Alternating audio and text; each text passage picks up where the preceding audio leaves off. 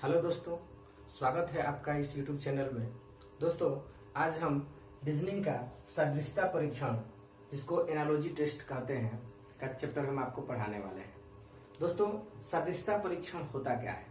सदृशता परीक्षण का मतलब ये होता है कि एक समान परीक्षण, जैसे एक समान परीक्षण का मतलब होता है सदृशता। जैसे इसका सीधा अर्थ आप ये ले लीजिए कि जैसे कि एक समान गुण वाला व्यक्ति है और उसी के समान दूसरे गुण वाले व्यक्ति को खोजना है। सदृशता परीक्षण का ये अर्थ होता है। दोस्तों, सबसे पहले मैं आपको ये बता देना चाह रहा हूँ कि रीजनिंग का ये ऐसा टॉपिक हर छोटे बड़े एग्जाम में पूछा जाता है और सदृशता परीक्षण के कई पार्ट होते हैं। सदृशता परीक्षण के कई पार्ट होते हैं। ये जो है आपका इस तरह से शब्दों पर भी आधारित होता है और अंग्रेजी वर्णमाला पर भी आधारित होता है, अंकों पर भी आधारित होता है और सेंटेंस पर भी आधारित होता है। एक वाक्य जो कह के देता है उस पर भी आधारित होता है। कई सारे इस पर क्वेश्चन बनते हैं, तो हर प्रकार के क्वेश्चन हम आपको बताएंगे। तो सबसे पहले हम लोग चलते हैं कि सदृशता परीक्षण का ये पार्ट 1, ये देख लीजिए दोस्तों, इसको पार्ट 1 कहते हैं। पार्ट 1 है ये।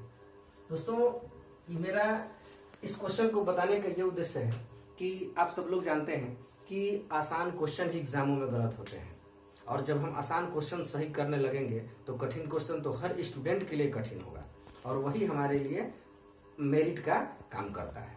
आसान क्वेश्चन जब भी हम गलत कर देंगे तो ये क्वेश्चन आपके लिए दिक्कत हो जाएगा। अब जैसे देखिए, इस क्वेश्चन को हम लोग गौर करें कि गत काल का संबंध है आगामी काल से, तो पूछ रहा है कि मार्च का संबंध किससे होगा।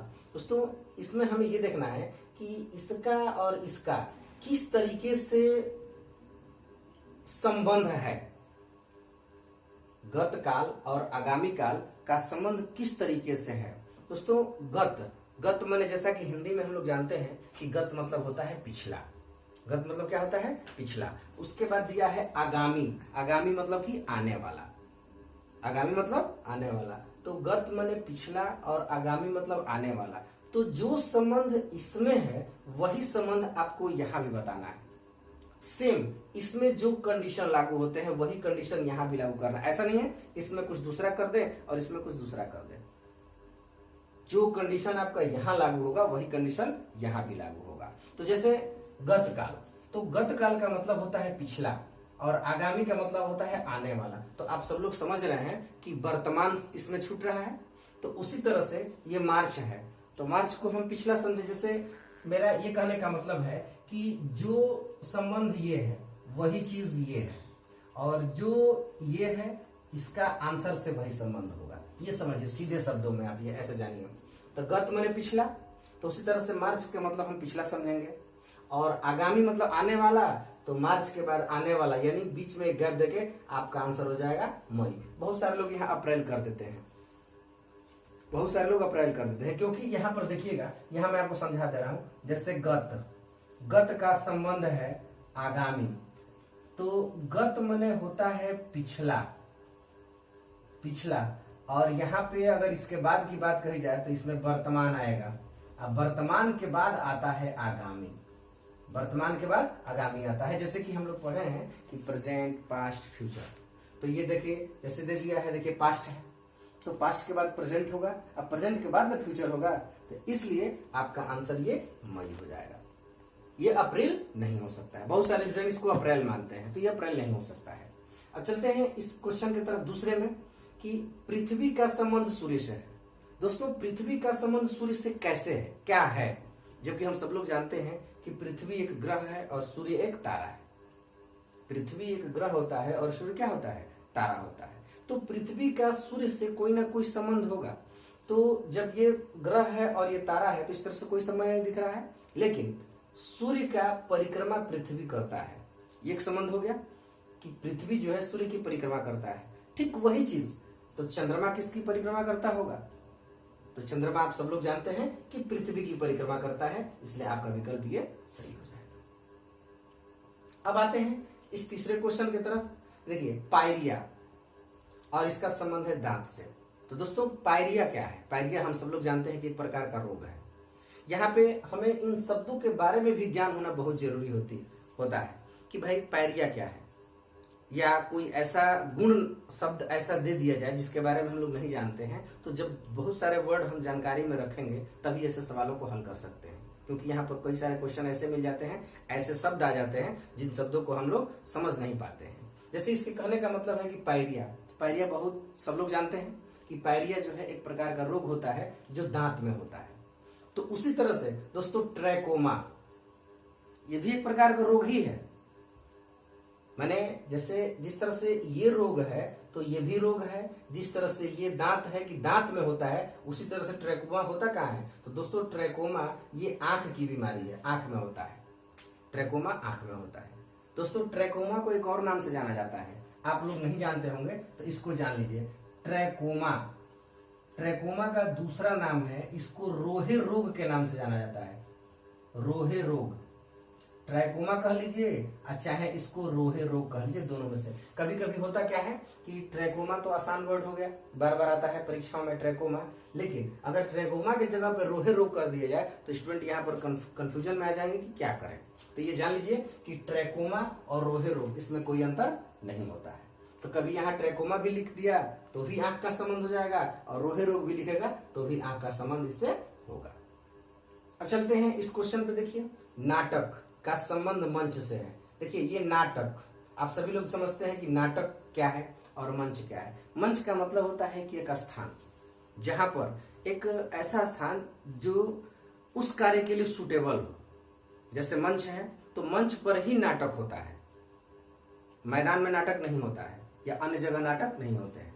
नाटक के लिए मंच ही बनाया जाता है। तो दोस्तों जब नाटक के लिए मंच बनाया गया है तो उसी तरह से टेनिस, टेनिस के लिए क्या बनाया गया होगा? टेनिस एक प्रकार का खेल है और ये कहाँ खेला जाता है? तो दोस्तों यहाँ पर ध्यान दें, टेनिस जो है हमेशा कोर्ट में खेला जाता है। यानी जिस तरह से नाटक खेलने के लिए मंच की जरूरत पड़ती है, उसी तरह से टेनिस खेल के लिए हमें कोर्ट की जरूरत पड़ती है। उसके स्थान को कोर्ट कहते हैं। तो दोस्तों उम्मीद करता हूं कि आपको ये समझ में आ रहा होगा। कुछ और क्वेश्चन इस पर देख लेते हैं। दोस्तों इस क्वेश्चन को देख लेते हैं। इसमें क्या दिया गया है? दिया गया है कि घड़ी का संबंध है समय से। दोस्तों हम सब लोग जानते हैं कि घड़ी जो है समय बताती है। घड़ी क्या करती है? समय बताती है या समय की माप करती है। आप ये भी कह सकते हैं कि घड़ी समय बताती है या समय की माप कर सकती है। तो उसी तरह से ये थर्मामीटर, थर्मामीटर क्या करता है? ये भी मापता है। किस चीज को मापता है? तो ये ताप को मापता है, ये ताप को मापता है। ये आपका विकल्प सही हो जाएगा। अब यहां पर देखते हैं इस सवाल को। पहाड़ी, ये है पहाड़ी। तो पहाड़ी जो होता है वो पहाड़ का छोटा रूप होता है। पहाड़ी पहाड़ का छोटा रूप होता है। तो उसी तरह से धारा नदी का छोटा रूप होता है, नदी का छोटा रूप होता है। दोस्तों अब इस क्वेश्चन को देखिए, अध्ययन का संबंध ज्ञान से है। अब हम लोग थोड़ा सोचे इस पर कि अध्ययन, तो जब हम लोग पढ़ते हैं, अध्ययन करते हैं तो हमें ज्ञान मिलता है, ये सब लोग जानते हैं। तो अगर हम काम करते हैं तो काम करने से हमको क्या मिलता है? अनुभव, अनुभव मिलता है काम करने से। इसके बाद यहाँ देखिए क्रिकेट, क्रिकेट का संबंध बल्ला से है। मतलब ये हुआ कि क्रिकेट जो है बल्ले से खेला जाता है। दोस्तों क्रिकेट किससे खेला जाता है? बल्ले से। तो उससे हॉकी किससे खेला जाता है? हॉकी स्टिक से खेला जाता है। दोस्तों हॉकी जो होता है वो स्टिक से खेला जाता है। अब चलते हैं इस क्वेश्चन पर। देखिए मूर्तिकार का संबंध मूर्ति से है। मूर्तिकार का संबंध मूर्ति से है। मतलब कि मूर्तिकार जो होता है वो मूर्ति का निर्माण करता है। मूर्तिकार किसका निर्माण करता है? मूर्तिकार। तो कवि, कवि किसका निर्माण करता है? कवि जो होता है वो पद्य का निर्माण करता है। कवि पद्य का निर्माण करता है। उम्मीद करता हूं कि दोस्तों मेरे द्वारा बताया गया ये सब क्वेश्चन आपको समझ में आ रहा होगा।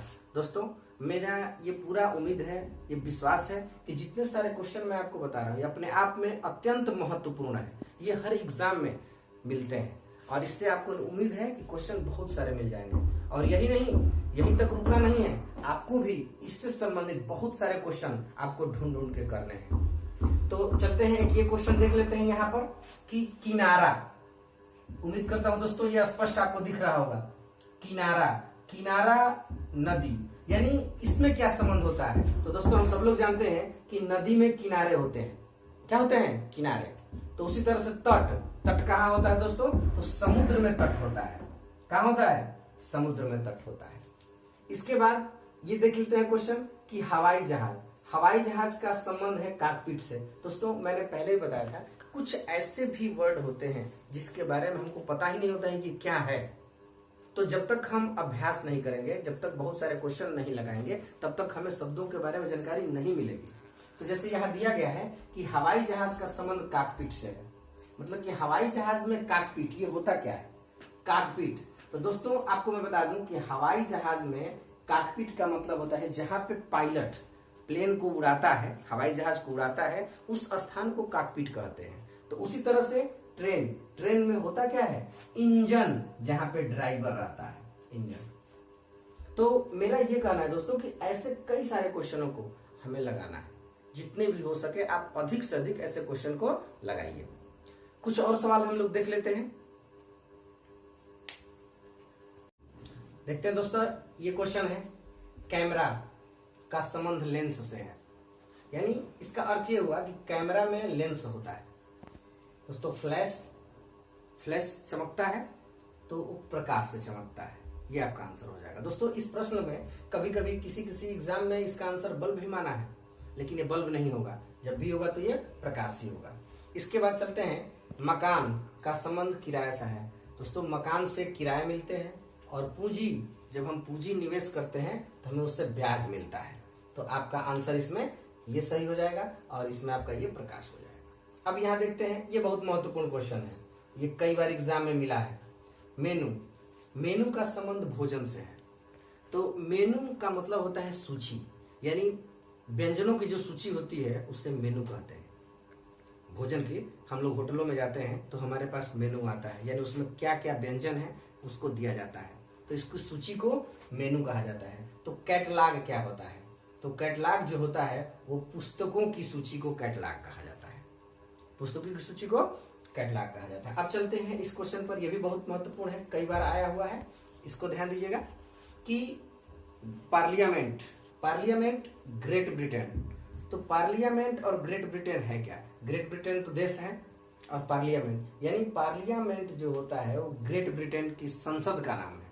उसी तरह से कांग्रेस जो है वो संसद का नाम है यूएसए का। संसद का मतलब जैसे कि भारत की संसद को संसद भवन कहा जाता है, उसी तरह से अलग अलग देशों के लिए संसद के नाम अलग अलग होते हैं। तो पार्लियामेंट ग्रेट ब्रिटेन की संसद का नाम है और कांग्रेस जो होता है वो यूएस के संसद का नाम है। तो दोस्तों उम्मीद करता हूं कि आपको ये समझ में आया होगा। दोस्तों मेरा आपसे सुझाव है कि ऐसे बहुत सारे क्वेश्चन आप लोग करिए अपने से, और साथ ही कमेंट बॉक्स में कमेंट भी करिए। हमें कोई दिक्कत है, कोई बात ऐसी समझ में नहीं आ रही है तो कमेंट बॉक्स में आप जरूर लिख के भेजिए, मैं उसको दोबारा रिपीट करने का प्रयास करूंगा। दोस्तों उम्मीद करता हूं कि आपको ये वीडियो अच्छी लगी हो, तो दोस्तों कृपया लाइक करें, सब्सक्राइब करें, साथ ही बेल आइकन भी दबाएं ताकि नेक्स्ट वीडियो अपलोड कर रहे तो उसकी नोटिफिकेशन आपको तुरंत मिल जाए। दोस्तों मिलेंगे सादिस्ता परीक्षण के पार्ट 2 को लेकर अगले वीडियो में, तब तक के लिए धन्यवाद।